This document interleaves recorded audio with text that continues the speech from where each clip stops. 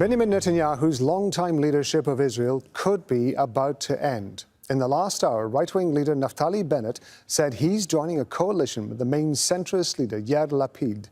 After 4 inconclusive elections in 2 years, the final deadline is coming up on Wednesday to make the coalition deal a reality. Well, our diplomatic editor James Bays is live from West Jerusalem. James, there's been a lot of speculation swirling around these talks that have been going on. Just bring us up to date with what's been going on. Well, dramatic developments in Israeli politics. The long reign of Benjamin Netanyahu may now be very close to an end, and it's certainly looking that way after Naftali Bennett, a right-wing politician, said he was going to join a coalition that has been formed by the centre-left politician Yair Lapid.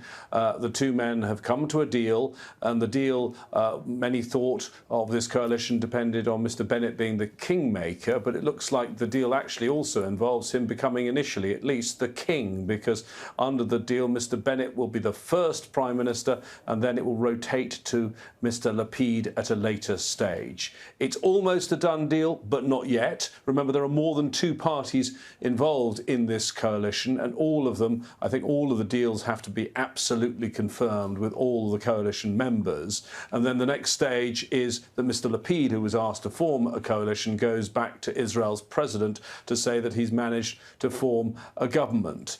We've heard, as I just said, from Mr. Bennett in the last hour, much of the criticism of him has been that he is joining this very broad coalition that involves left-wing parties. He made the point, though, addressing the Israeli people, that this new government, if he was able to form it, was going to be even more right-wing than the current one. We've also heard in the last few minutes from Benjamin Netanyahu, the current Prime Minister, the long-serving Prime Minister, and he said that Mr. Bennett had not lived up to his election promises by doing a deal with left-wing parties. So a great deal of controversy, a great deal of accusations by all the key players, but particularly from Prime Minister Netanyahu, who may well be losing his grip on power.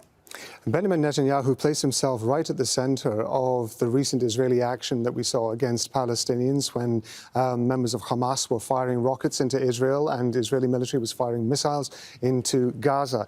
The question is, of course, about the ceasefire that we're only days into at the moment. Is there any indication that should Benjamin Netanyahu step down, what the relationship between Israel and the Palestinians is likely to be? Well, if Mr. Netanyahu is no longer Prime Minister, it's now looking pretty certain that it'll be Mr. Bennett who is the first Prime Minister of this new change coalition government. Let me tell you about Naftali Bennett and his policies towards the Palestinians and his own personal views. He is opposed to a 2-state solution. He is opposed to a Palestinian state. He is opposed to any restriction on settlements. That puts him completely against the agreed international position, the position of UN Security Council resolutions, the position of the quartet of key players on the Middle East. But, and there's a very big but here, as I said to you before, his coalition, if he does finally get to form it, and it's looking likely now, will include parties from a broad cross-section of Israeli politics, including left-wing parties. And so I don't think they're going to be able to do anything with regard to the Palestinian issue because they disagree on it. And so I think what is most likely is that this will be a new government that will deal with all the other issues facing Israel, but not do anything significant on the Palestinian issue. And that in some ways might rather match the Biden administration's approach. Yes, they want to improve the lives of ordinary Palestinians. They're talking about rebuilding Gaza, but they're not planning to launch any face-to-face negotiations between Israelis and Palestinians. In the past few years, James, it certainly seemed to those of us looking on from outside that Benjamin Netanyahu has been fighting increasingly hard to keep his grip on power. This is more than just politics for Benjamin Netanyahu, though, isn't it? His future, should he be forced to step down from office, could be radically different. Talk us through what the possible implications are for him.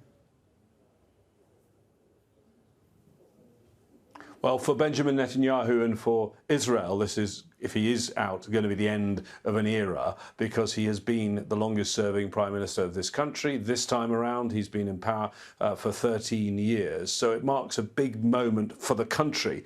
For the Prime Minister himself, after that length of time in power, and remember he was also Prime Minister in the 1990s, it'll be a big, big change. He's not leaving politics. If he does no longer end up as Prime Minister, he will be the opposition leader and leader of Likud, which is still the largest party. But as you say, he is also facing corruption charges, and many believe that having the office of Prime Minister, being the incumbent, was beneficial in terms of fighting those corruption charges. So he, I think, if what seems to be happening, and we don't have it absolutely, we haven't got to the stage of the president meeting and saying that the new government can be formed. But if he is losing power, then it's losing power politically, but potentially also affecting him legally too. James, thanks very much indeed. That's James Bays, our diplomatic editor, talking to us from West Jerusalem.